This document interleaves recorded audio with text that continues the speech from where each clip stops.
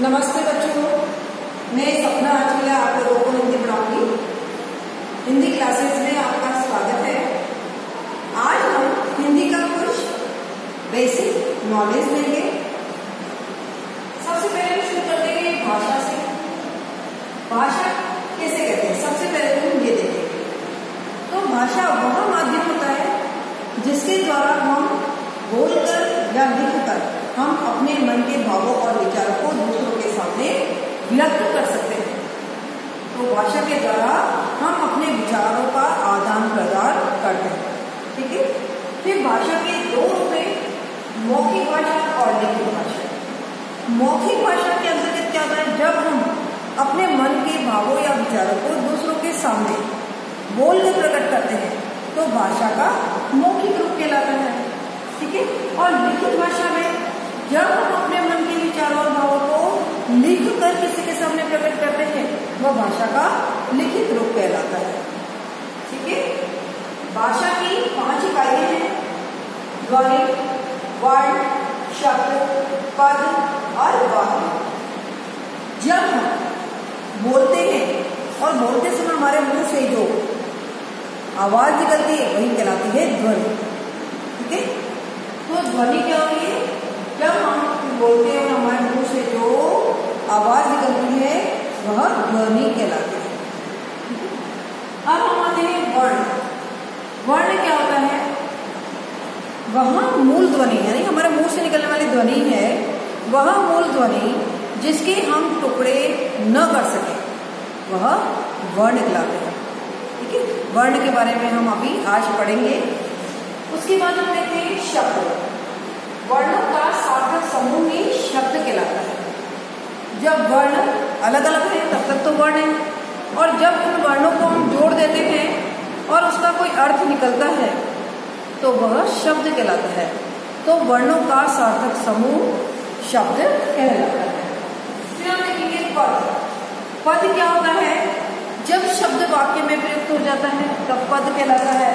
जैसे अभी मैं देखो शब्द जो है मैं आपको लिख देती हूँ। मानो इधर अगर लिखते हैं म, वर्ण क्या है, जैसे मानो म, क और ल, ये क्या है, तीनों अलग अलग है, जब तक तो क्या हो गया वर्ण। और यदि इनको मैंने सही क्रम में लिख दिया और उसका कोई अर्थ निकल रहा है तो वो हो गया शब्द। अब जैसे मैं लिख देती हूँ क म ल, तो ये कमल क्या हो गया, शब्द हो गया। ठीक है। अब जब तक ये अकेला है एक ही शब्द कहलाएगा, और जब इस कमल को मैं वाक्य में प्रयुक्त कर देती हूँ तो यह शब्द ने रहकर पद कहलाएगा। जैसे मैं लिखती हूँ कमल का पुष्प,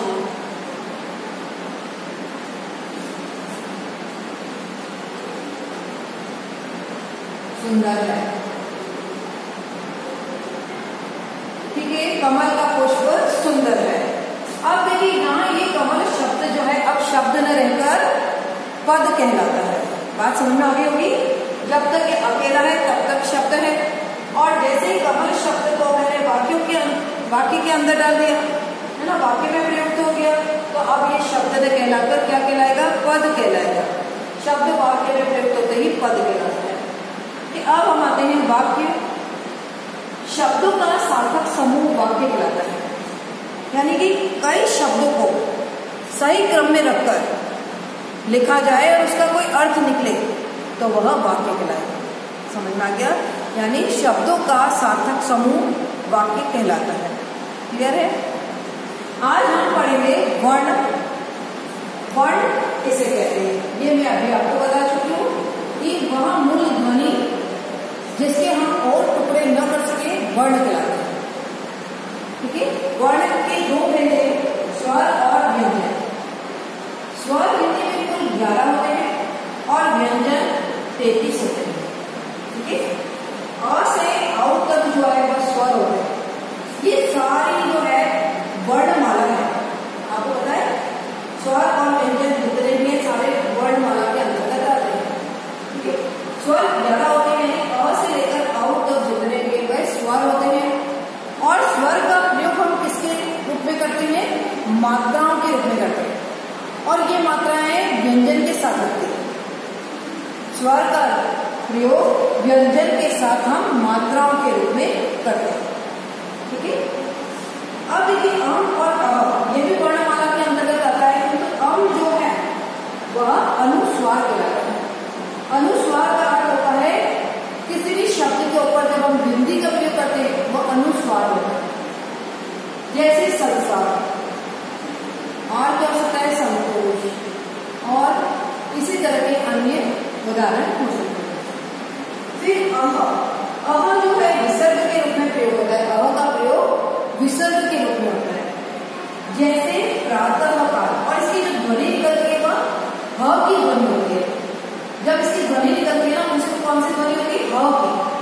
प्रातः काल, नीम संकोच। ठीक है, ये तो हो गया अपना स्वर। अब हम देखते हैं व्यंजन। व्यंजन कुल मैंने आपको बताया था 33 व्यंजन होते हैं। क से ह तक जो है वे व्यंजन होते हैं, और व्यंजन के नीचे सदैव हलंत लगता है। हलंत आपको दिखाई दे रहा होगा, इन सबके नीचे हलंत लग रहा है।